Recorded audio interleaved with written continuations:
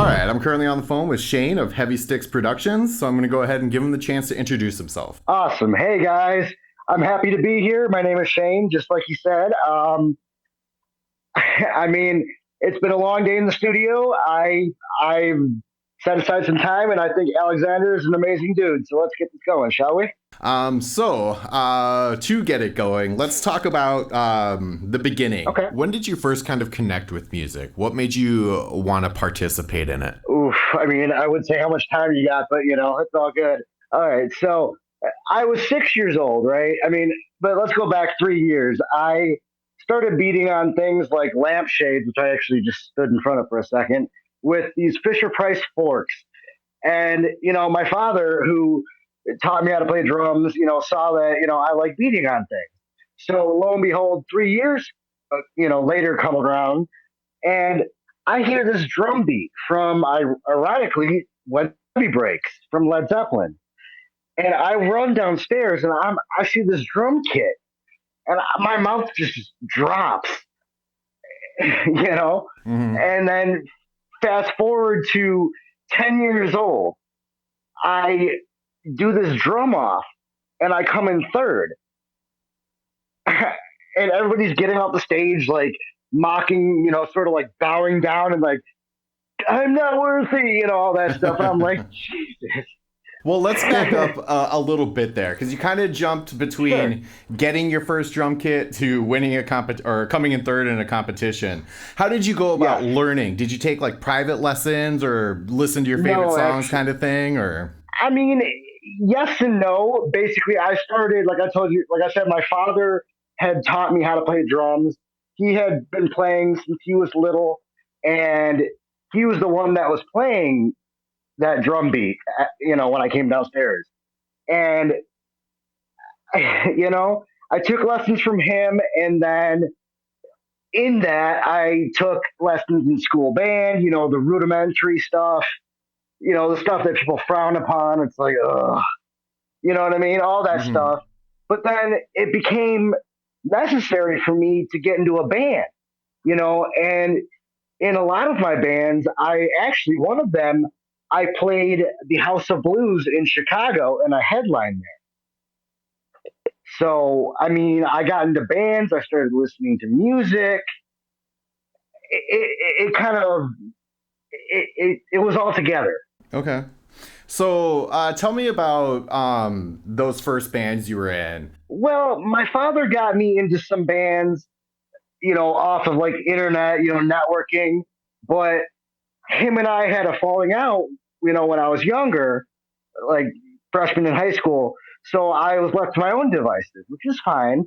I was a decent enough drummer at that point where I could get to somewhere. So my first actual band that I didn't have his help with, I believe, was called When Darkness Falls.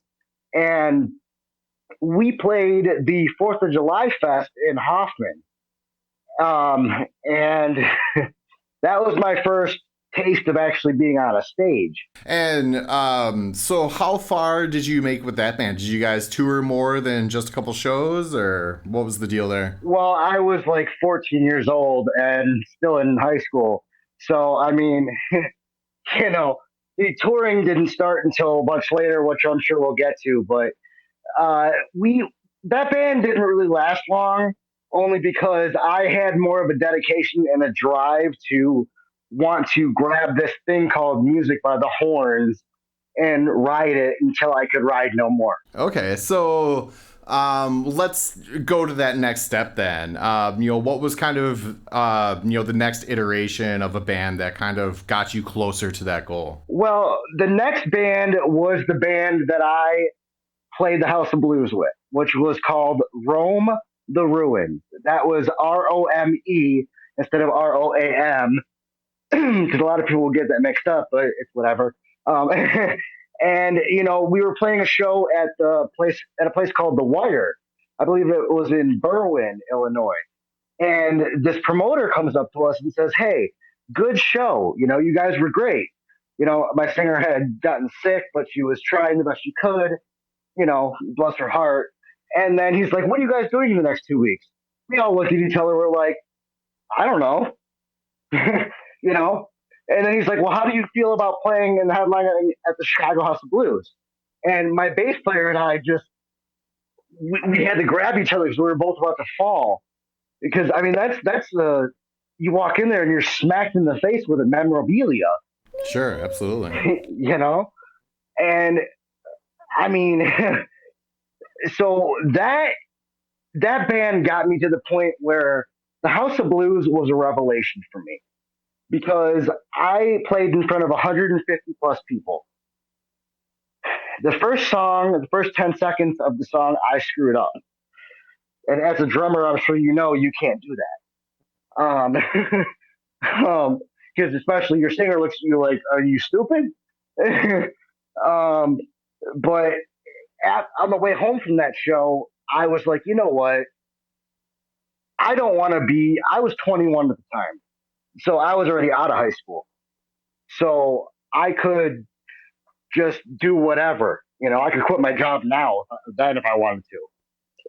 Financially, not really, but you know what I'm saying. Right, right. But to answer your question, that band was the band that got me to the point where I want to do this forever. This is it. And actually, we had a song like that too. Um, but that band had a lot of traction. We had a demo called X Seconds Left. We had an EP called Pocketbook for the Rocket Launch. We were playing shows quite frequently, you know, and that band disbanded because of the fact that, well, I left because everybody was being a jerk towards me because I have disabilities, you know, and we'll get to that point, like you said, about that thing that I believe in. Well, we'll get to that point, Hmm. like you said. But that band was the band. So tell me about how that transitioned to what you're currently working on, and then also, your production company. Sure. But if I got to say, there's a band between Rome the Ruins and what I'm doing now that got me to open up for Hollywood Undead, Pop Evil, and a lot of other bands as well as Slated Memories, which was a band that I really enjoyed as well. But to answer your question, what got me from the House of Blues to what I'm doing now is basically just a lot of hard work, a lot of just grinding. You know, I mean, it's like you're a father, right? Yep. So you understand that there's sleepless nights where obviously it's different from dealing with an infant, Hmm. or I don't know how old your daughter is or son is, but you know, it's like music is my baby, so there's no sleep. I Right. have to go. I have to play. You know what I mean? Like Hmm. I'm pacing right now because I don't have a pair of sticks in my. Sure, sure. That's how it is with me. Like actually, you know what? I'm gonna go grab some time and go nuts. I'm just gonna do that because while we're talking. But yeah, so I assume that sort of drive and energy to continue to create is kind of what led to also wanting to have like a production company in tandem with playing drums. yes, but the reason that the production company came about was that I was taking a class to market myself and try and get myself out there more called Bogue Group Media, BOGE Group Media. And yes, that was $5,000, $500 well spent. Now, mind you, I was working at Portillo's at the time. You know, I'm doing music full time and I'm loving it, but there is setbacks. You know what I'm saying? But the production company kind of fell in my lap because I've been recording myself for a while, and I was like, okay, I know how to do all this, but what can I get out of it?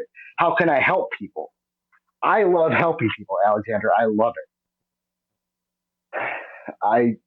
And that's why I teach drum lessons too, because music is a therapy. So the heavy sticks production, is that just you teaching drums, or what all is that? I'm glad you asked. Um, it is first and foremost, my bread and butter is the session work, where I look for singer songwriters who need music, meaning like that could mean full song instrumentals, you know, guitar, bass, drums, what have you. on top of mixing and mastering. There's the producing, and also need a label and a studio to work with. And the other part of it is I teach drums. I love to teach. I love to give the gift of music to people who don't necessarily have it. Excuse me, gotta go hitting things again. It's just it's all about helping people at the end of the day. If I can make Mhm. money helping people, great. If I could do this for free, I would, but I can't. Right. But it's not about the money. It's about helping people, and that's what I get out of it. Awesome. So it's mixing, mastering, session work, and then also drum lessons. Correct. Awesome. Very cool. Hmm. So in along with like your production company and the bands that you've been with to like get where you are, what are some of your favorite memories that kind of stand out to you? Well, like I said, the House of Blues is a huge one. Opening up for Pop Evil, and Hollywood Undead. Now, mind you, I was inebriated a lot of those times, only because the singer was a complete tool. But not so inebriated to the point where I remember just seeing all those people. You know what I mean? It's playing in front of people that makes me. It's an adrenaline rush that you never get tired of.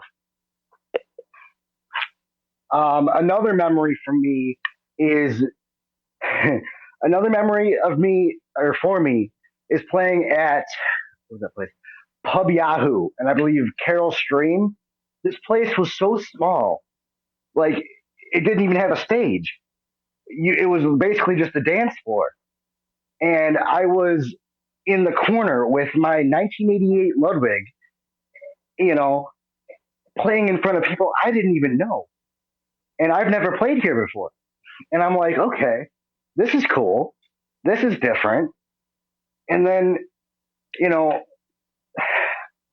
before the House of Blues and the gig at the Wire, I believe it was Penny Road Pub on yeah, Jesus. Sorry, I get nervous. Can't help it. Mhm. Excuse me. It was August 15th. I should have remembered that. It's 10 days after my birthday. Um, Playing there, it was downstairs. Now, downstairs is different than the upstairs at pub or at Penny Road Pub because downstairs it looks more like I love playing in dive bars. I don't know why, but it was just something different. It was the energy that I got off the crowd that night that was just I can't explain it. I just saw people going nuts, and I'm like, you've never heard my music or my band's music before. How are you like? What is going on here? Yeah, I don't know if have you ever had that feeling? Uh, sure. I mean, I can relate to what you're saying. Because I'm sure you've been in probably a decent amount of bands yourself, huh? Yeah, I've been around the block. Yeah. Awesome. But the one memory before we keep going with this is at the House of Blues. This girl comes up to me and she asked me, as after our set, she was gonna off herself that night, and her friend had to drag her to the House of Blues. And I don't know what song it was. I don't know what it was about Rome the Ruins music, but it helped her. And I don't know how. And to this day, it baffles me. Yeah, those are I always don't, powerful connections to make for sure. I don't get it. I mean, mental illness is huge. Well, it's good that she got out there to see something that was worth holding on to. Absolutely. I mean, just like her life. I mean, that girl was a attractive girl. I wasn't looking to do anything. It was just more of how how did I help? How? But I hope that answers your question. Definitely. It's a bit of a somber note, but absolutely, that's very memorable. So, obviously there's the Heavy Stick Productions. Where else can people kind of find you and check you out? Well, like you said, there's the heavysticksproductions.com. There's SoundCloud. I have a YouTube channel, which actually I can send that to you if you'd like, if that helps. Oops, excuse me. I will send you my YouTube channel as well. It's just a bunch of drum covers, but I mean, it's got a couple videos of me tracking as well, but it is what it is. So YouTube drum covers as well. Haven't done one in a long time. Should probably get on that. I have my clients on Spotify, which I will probably send you those a little bit later because those are really hard to do. Because every time I try to share the playlist, it says, "Oh, attachment unavailable." Um, but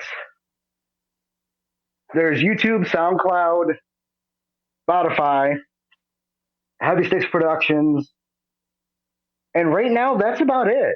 Well, yeah, I'll definitely have you send me all those links and everything so I can make sure that they get tagged. Yeah, But because I think I sent you two of them. I always like to give the person I'm interviewing the opportunity to put out their last word. So, a message that you feel you resonate with that you want to throw out there. Like how I was talking about the fact that I have a disabilities, or I have disabilities, excuse me, and that mental awareness is huge. Here's the thing: a lot of people don't understand that people like me, who I was born small, I was a preemie. So I suffer from epilepsy, cerebral palsy, and what have you. There are people that look at those type of people, and you could be on the spectrum of autism and have cerebral palsy and have that lazy hand, and you're walking around with your hand hunched over, and it's like, oh, are you gay? Like, no, like, don't be an ass. You get what I'm saying? Like, people don't understand. These people have to work harder than, say, my mom or my sister. Well, actually, my sister's got the same thing I do. My mom or my sister's boyfriend. You know what I mean? It's ridiculous, and it really irks me. Ugh. Like, I'm getting chills even thinking about it. Okay, so would you kind of say that, um, people looking at you differently because of that condition has been unjustified treatment? That's what I kind of feel you're saying? Pretty much. I mean, people look at me, and yeah, you wouldn't notice it until I tell you, or until you see some like shortcomings with like the way I walk, or my hand movements or whatever. And it's just like, are you kidding me? Like, I'm just like you. I just have some flaws.